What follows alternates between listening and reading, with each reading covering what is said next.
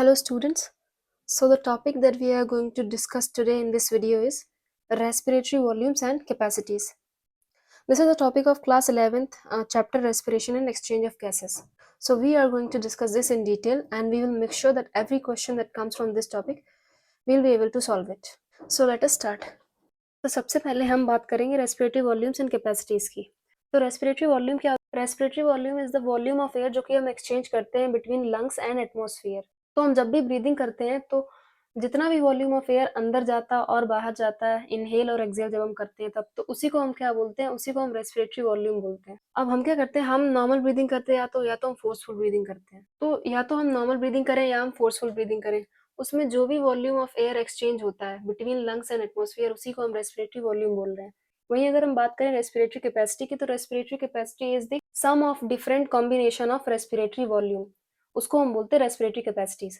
तो हम क्या करेंगे, यहाँ पर रेस्पिरेटरी वॉल्यूम और कैपेसिटीज को समझेंगे ग्राफ के थ्रू। सो लेट अस सी। तो अगर हम बात करें, हमारे पास में पहला वॉल्यूम होता है टाइडल वॉल्यूम। हम जब भी नॉर्मल ब्रीदिंग कर रहे होते हैं, मतलब कि हम कोई भी फोर्स नहीं लगा रहे हैं, सिंपल नॉर्मल ब्रीदिंग कर रहे हैं रिलैक्स होकर, तो जो भी वॉल्यूम ऑफ एयर हम अंदर लेते हैं नॉर्मल ब्रीदिंग के दौरान, जब भी हम इनहेल कर रहे हैं या फिर एक्सहेल कर रहे हैं नॉर्मली, तब हमारे पास जो भी वॉल्यूम ऑफ एयर है एक्सचेंज होता है, जो वही हमारे पास में क्या कहलाता है, that is known as tidal volume. तो अगर हम टाइडल वॉल्यूम की बात करें तो हमने क्या किया, नॉर्मल ब्रीदिंग करी और हमने क्या किया, वॉल्यूम ऑफ एयर को अंदर लिया इनहेल करके। इसका वॉल्यूम कितना होता है? इसका वॉल्यूम होता है 500 ml एंड इसको हम क्या बोलते हैं? इसको हम बोलते हैं टाइडल वॉल्यूम। तो अब हमने क्या कर लिया, हमने इनहेल कर लिया। अब हम क्या करेंगे, अब हम एक्सहेल करेंगे। एक्सहेल में भी हम क्या करेंगे, 500 ml वॉल्यूम ऑफ एयर को हम क्या करेंगे, बाहर करेंगे। अब हम क्या करें, अगर हम टाइडल वॉल्यूम की बात करें, so let us see on the next page. See, इस डायग्राम में मैंने क्या बनाया, इस डायग्राम में हमारे पास में एल्विलाई का डायग्राम गिवन है। इसमें ये जो ब्लू पार्ट है, दिस ब्लू पार्ट, ये क्या है, ये है conducting zone. This is known as conducting zone and this in red color this is known as exchange part. तो conducting zone क्या करता है, conducting zone एयर को कैरी करता है और एल्विलाई तक पहुंचाता है। और एक्सचेंज पार्ट एल्विलाई क्या होता है, यहाँ पर एक्चुअल में एक्सचेंज होता है बिटवीन ब्लड एंड एल्विलाई के बीच में क्या होता है, यहाँ पर एयर का एक्सचेंज होता है। तो हमारे पास में हमने टाइडल वॉल्यूम में 500 ml ऑफ एयर क्या करी, अंदर ली, ठीक है। तो उस 500 ml में से 150 ml जो एयर है वो क्या होती है, वो उसका एक्सचेंज नहीं होता, वो यहीं जो कंडक्टिंग जोन में है यहीं पर रह जाती है। तो इसको हम क्या बोलते हैं, इसको हम बोलते हैं डेड स्पेस वॉल्यूम। ये कभी भी एक्सचेंज नहीं होती। और ये जो यहाँ पर हमें दिख रही है एक्सचेंज पार्ट में जो एयर है वो कितनी बचेगी, 500 ml में से 150 ml तो डेड स्पेस वॉल्यूम होगी, बची हुई 350 ml क्या हो जाएगी हमारे पास में, this is known as alveolar volume. अब हमारे पास में एक और टर्म आता है that is known as minute ventilation rate, यानी कि एक मिनट में हम कितना नॉर्मल ब्रीदिंग से एयर जो है वो अंदर बाहर कर रहे हैं। तो मिनट वेंटिलेशन रेट क्या होता है, मिनट वेंटिलेशन रेट। देखो हमारे पास में अगर हम बात करें ब्रीदिंग रेट कितना होता है हमारा, सो हमारा ब्रीदिंग रेट जो होता है दैट इज 12 to 16 टाइम्स पर मिनट। तो यहाँ पर अगर हम बात करें तो हमारे पास में मिनट वेंटिलेशन रेट क्या होता है, ये होता है tidal volume into breathing rate. Tidal volume हमने देखा था हमारे पास में 500 ml होता है, ब्रीदिंग रेट 12 to 16 टाइम्स होता है। तो हमारे पास में यहाँ पर ये कितना हो जाएगा, this is going to be equals to 6000 ml of air. तो ये वॉल्यूम जो है 6000 ml, this is known as minute ventilation rate. तो ये टाइडल वॉल्यूम के बारे में जितनी भी जानकारी थी वो हमने यहाँ पर देखी। अब हम आगे बढ़ेंगे। तो यहाँ पर हमने देख लिया था टाइडल वॉल्यूम। अब हम आगे बढ़ेंगे। अब हम फिर से क्या करेंगे, इनहेल करेंगे। हम इनहेल करेंगे तो सबसे पहले हमने क्या लिया, टाइडल वॉल्यूम अंदर लिया। अब हम क्या करेंगे, अब मान लो हम क्या करना चाह रहे हैं, हम फोर्सफुल ब्रीदिंग करना चाह रहे हैं। तो अगर हम नॉर्मल ब्रीदिंग करते हैं तो नॉर्मल ब्रीदिंग में तो हमारे पास में जो एक्सटर्नल इंटरकोस्टल मसल्स हैं एंड डायफ्राम है वो ही इन्वॉल्व होते हैं। लेकिन अगर हम फोर्सफुल ब्रीदिंग करते हैं तो वहां पर हमारे पास में कुछ एक्स्ट्रा मसल्स इन्वॉल्व होती है जो कि होती है एब्डोमिनल मसल्स। तो हम यहाँ पर क्या कर रहे हैं, हमने टाइडल वॉल्यूम अंदर ले लिया। अब हम फोर्सफुल ब्रीदिंग करेंगे और जितनी मैक्सिमम एयर हम अंदर ले जा सकते हैं वो हम कोशिश करेंगे। तो हम क्या करेंगे यहाँ से, तो यहाँ पर हमने फोर्सफुल ब्रीदिंग से यहाँ तक जो है वॉल्यूम अंदर लिया एयर का। तो ये जो एक्स्ट्रा वॉल्यूम हम टाइडल वॉल्यूम के अलावा अंदर ले रहे हैं फोर्सफुल ब्रीदिंग से, उसको हम यहाँ पर क्या बोलते हैं, that is known as inspiratory reserve volume. And ये कितना होता है, ये होता है 2500 ml to 3000 ml एंड इसको हम बोलते हैं इंस्पिरेटरी रिजर्व वॉल्यूम। अब हमने जब इंस्पिरेशन कर लिया, अब हम क्या करेंगे, एक्सपिरेशन करेंगे। तो सबसे पहले हम क्या करेंगे, इस इंस्पिरेटरी रिजर्व वॉल्यूम को बाहर करेंगे। फिर हम क्या करेंगे, फिर हम टाइडल वॉल्यूम को भी बाहर कर देंगे। अब मान लो हम क्या करना चाह रहे हैं, हम फोर्सफुल एक्सपिरेशन करना चाहते हैं, मतलब कि जो हमारी एक्स्ट्रा मसल्स हैं उनको भी इन्वॉल्व कर रहे हैं हम और फोर्सफुल एक्सेल आउट कर रहे हैं।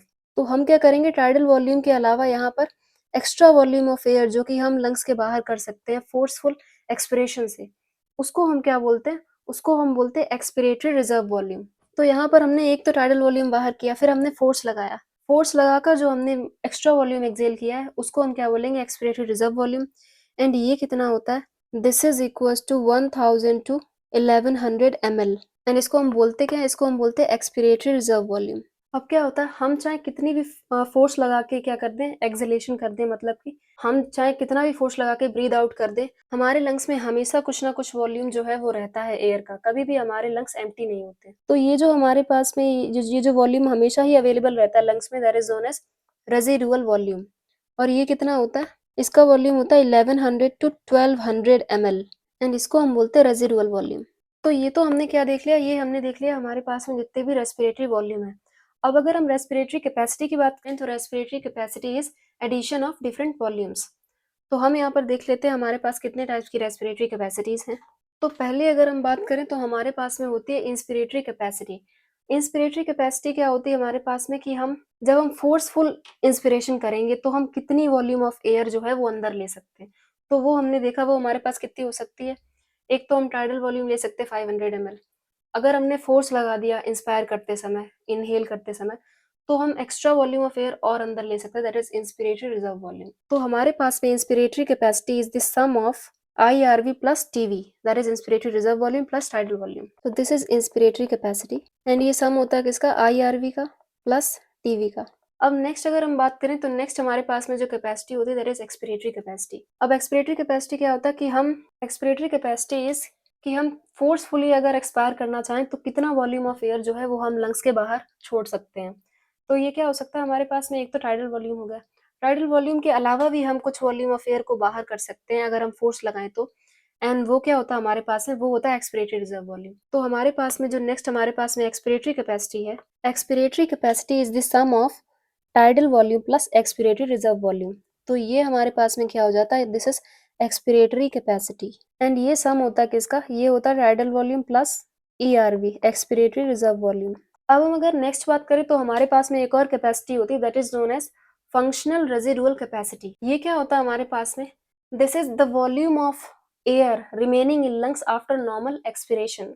देखो अगर हम नॉर्मली एक्सेल करेंगे तो हमारे पास में ये टाइडल वॉल्यूम जो हमने था यही हमने बाहर कर दिया, तो हमारे पास पीछे लंग्स में क्या बच गया, हमारे पास बच गया एक्सपिरेटरी रिजर्व वॉल्यूम और रेजिडुअल वॉल्यूम। तो यही क्या हो जाएगा, इन्हीं का सम हमारे पास में हो जाने वाला है functional residual capacity. So functional residual capacity is the sum of expiratory reserve volume plus residual volume. ठीक है, सी हमने यहाँ पर क्या देख लिया, हमने यहाँ पर फंक्शनल रेजिडुअल कैपेसिटी तक देख लिया। अब इसके अलावा हमारे पास में एक और बहुत ही इंपॉर्टेंट कैपेसिटी होती है and that is known as vital capacity. Vital capacity क्या होता है, जितना भी वॉल्यूम ऑफ एयर हम एक्सचेंज कर सकते हैं बिटवीन एटमॉस्फेयर एंड लंग्स, उसको हम बोलते हैं वाइटल कैपेसिटी। उसमें हमारे पास क्या आ जाता है, उसमें हमारे पास आ जाता है inspiratory reserve volume and tidal volume, उसी के साथ साथ expiratory reserve volume. Residual volume exchange नहीं कर सकते तो वो वाइटल कैपेसिटी में नहीं आएगा। तो यहाँ पर हम बात करें नेक्स्ट कैपेसिटी की, next capacity is vital capacity. Vital capacity में हमारे पास क्या होता है, this is the sum of inspiratory reserve volume plus tidal volume plus expiratory reserve volume. ये हमारे पास में हो गया vital capacity. This is also known as, this vital capacity is also known as respiratory index. इसको हम clinical diagnosis में क्या करते हैं, यूज करते हैं, इसकी हेल्प से हम पता लगाते हैं कि लंग्स जो हैं वो सही से फंक्शन कर रहे हैं या फिर नहीं। ऑलराइट, एंड देन हमारे पास में आती है last capacity and that is total lung capacity. And total lung capacity is the volume of air present in the lungs at the end of forceful inspiration. मतलब कि हमने फोर्सफुल इंस्पिरेशन किया, उसके एंड में, फोर्सफुल इंस्पिरेशन के and में हमारे पास में वॉल्यूम जो है लंग्स का वो कितना है, वही हमारे पास में होता है टोटल लंग कैपेसिटी। तो टोटल लंग कैपेसिटी में क्या हो जाता है, जितने भी वॉल्यूम्स हैं वो सारे वॉल्यूम्स ऐड हो जाते हैं और वो क्या बनाते हैं, टोटल लंग कैपेसिटी बनाते हैं। Alright, so next we have total lung capacity. And total lung capacity की अगर हम बात करें, TLC that is total lung capacity, तो यहाँ पर हमारे पास में कौन कौन से वॉल्यूम का एडिशन होगा, IRV plus TV plus ERV plus residual volume. तो फोर्सफुल इंस्पिरेशन जब हम करते हैं तो हमारे लंग्स जो है वो पूरे भर जाते हैं, तो हमारे पास में वो वॉल्यूम को हम क्या बोलते हैं, टोटल लंग कैपेसिटी बोलते हैं। अगर हम बात करें ये जो रेस्पिरेटरी वॉल्यूम एंड कैपेसिटीज हमने देखे, इनको हम मेजर कैसे करते हैं इनके वॉल्यूम को, तो उसके लिए हमारे पास क्या होता है, एक इंस्ट्रूमेंट होता है and that instrument is known as spirometer. Spirometer क्या करता है, जितने भी वॉल्यूम जो कि एक्सचेंज हो रहे हैं बिटवीन एटमॉस्फेयर एंड लंग्स के बीच में, उन सबको मेजर कर सकता है। अब ये किसको मेजर नहीं कर पाएगा? जो एक्सचेंज नहीं हो रहे हैं। तो एक्सचेंज कौन नहीं हो रहा है? एक्सचेंज रेजिडुअल वॉल्यूम नहीं हो रहा। सी, यहाँ पर हमारे पास रेजिडुअल वॉल्यूम है, ये एक्सचेंज नहीं हो रहा है। उसके अलावा जितनी भी कैपेसिटीज हैं जिनके अंदर रेजिडुअल वॉल्यूम आ रहा है, वो कैपेसिटीज भी स्पायरोमीटर मेजर नहीं कर पाएगा। जैसे कि हमारे पास में कौन सी कैपेसिटी होगी? फंक्शनल रेजिडुअल कैपेसिटी में देखें तो यहाँ पर रेजिडुअल वॉल्यूम आ रहा है, तो इसको भी मेजर नहीं किया जा सकता स्पायरोमीटर से। उसके अलावा अगर हम देखें टोटल लंग कैपेसिटी में, तो इसके अंदर भी रेजिडुअल वॉल्यूम आ रहा है, तो इसको भी हम क्या कर सकते हैं? इसको भी हम स्पायरोमीटर से मेजर नहीं कर सकते। तो हम यहाँ पर एक बार लिख लेते हैं कि कौन कौन से वॉल्यूम और कैपेसिटीज है जो स्पायरोमीटर मेजर नहीं कर सकता। So spirometer can't measure residual volume. Residual volume के अलावा फंक्शनल रेजिडुअल कैपेसिटी को नहीं मेजर कर सकता। एंड देन हमारे पास में टोटल लंग कैपेसिटी को भी मेजर नहीं कर सकता, क्योंकि उसमें भी क्या आ रहा है? उसमें भी रेजिडुअल वॉल्यूम आ रहा है। ऑलराइट, एंड इसी के साथ हमारा ये जो टॉपिक है रेस्पिरेटरी वॉल्यूम्स एंड कैपेसिटीज, ये हमने कंप्लीट कर लिया। इसमें हमने सारे ही जो वॉल्यूम्स थे हमारे पास में 4 टाइप के, वो वॉल्यूम्स देखे। उसके अलावा inspiratory capacity, viral capacity, expiratory capacity and FRC, जितनी भी कैपेसिटीज थी वो भी हमने यहाँ पर देखी। एंड आई होप कि आपको ये सारा जो टॉपिक है पूरा अच्छे से समझ आया होगा। And yes, that is all. Thank you.